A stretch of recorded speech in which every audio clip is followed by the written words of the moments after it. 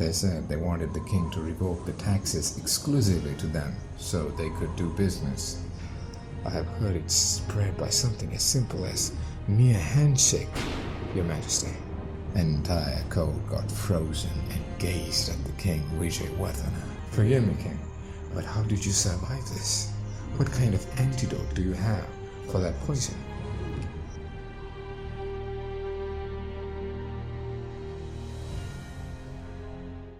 One day, King VIJAYVARDHAN was sitting in his court doing his regular proceedings, and he was visited by a troop from neighboring country. The king welcomed them and asked them their purpose of visit. After giving their introduction, the minister said that they have come to expand their business in that region. They had brought many valuable stones, diamonds, jewelries to impress the king. The court was in awe seeing those bright gold jewelries. King said, "And what would be the price of this hospitality, can I ask?" They said they wanted the king to revoke the taxes exclusively to them so they could do business hassle-free. The king politely said, "Well, I bet those diamonds are priceless, but whatever I take, I am inevitably giving back to my people. So why don't you give directly to my people in the form of tax?" Listening to this, a lady came forward who was waiting in the palanquin. Neither the court nor the king has seen a lady as charming, aesthetic, and delicate as her. A courtier described her as a lady so fair, if she had eaten a palm, her throat would turn pink. The lady looked at the king from the corner of her eyes and said, "King VIJAYVARDHAN, I knew these diamonds would mean nothing to a king like you. But all gifts cannot be displayed in front of the court. Why don't we take a little meeting in one of your private chambers? I am sure we would work something out." An entire court got frozen and gazed at the King VIJAYVARDHAN. The court had never seen such a beautiful, elegant, and yet confident woman ever. With Queen being out of town and for some mere tax policies, she was offering herself. Wouldn't have been a bad deal in any way. After all, he was the king. The king smirked and said, "Sister, all those who made that damn policy are present in the court. I'm just a person to make sure they are implemented properly.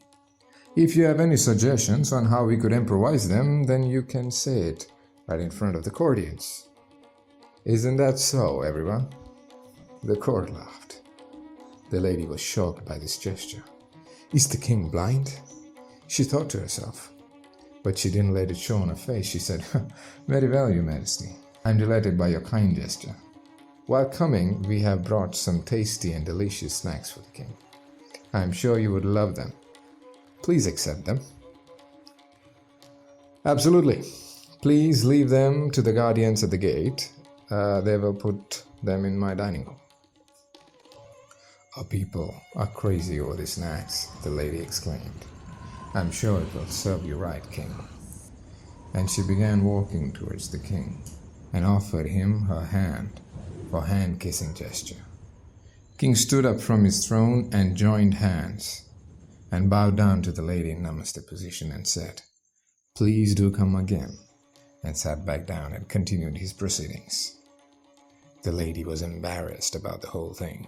Yet again, she and her ministers, with a few guards, left the court. Few months later, the king and the courtiers were enjoying a classical music ceremony, when suddenly security commander appeared. The king halted the ceremony. The man said, "I have come to give you a fair warning, sir. If you find a white lady asking to do business, then please hand her over to us.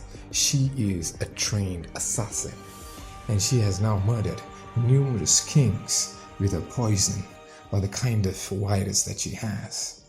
"Is that so? Well, your lady assassin has paid me a visit a few months ago," the king said while laughing. "Few months ago? How is it possible, Your Majesty? The kind of poison she has is deadly, that it takes its victims in a matter of days before anybody could make any move. Forgive me, King, but how did you survive this? What kind of antidote do you have for that poison?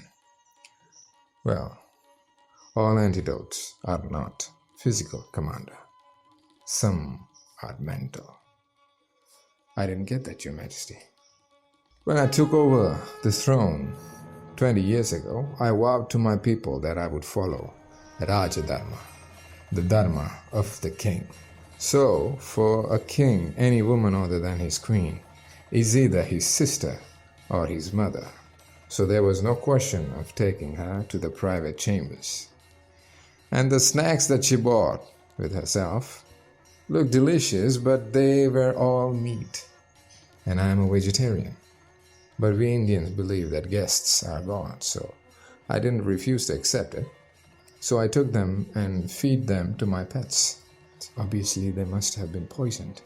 What happened to the pets? Oh, they just sniffed it and ran away. I have heard it spread by something as simple as mere handshake, Your Majesty. Well, we Indians see God in every person and everything, and we bow down to them. There's a Brahma in everyone, we believe. So, when she offered me her hand, I bowed down. You wouldn't kiss a god's hand, would you? Said the king, laughing, and he continued the ceremony further.